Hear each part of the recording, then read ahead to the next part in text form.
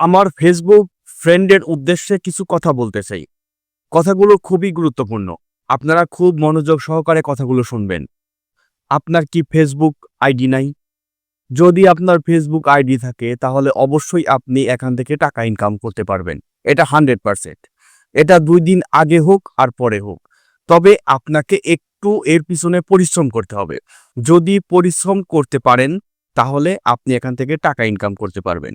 আপনি প্রতিদিন ছবি আপলোড করেন, আপনি প্রতিদিন রিলস আপলোড করেন, আপনি প্রতিদিন হিস্টোরি আপলোড করেন, তাহলে দেখবেন আপনি একসময় মনিটাইজেশন পেয়ে গেছেন।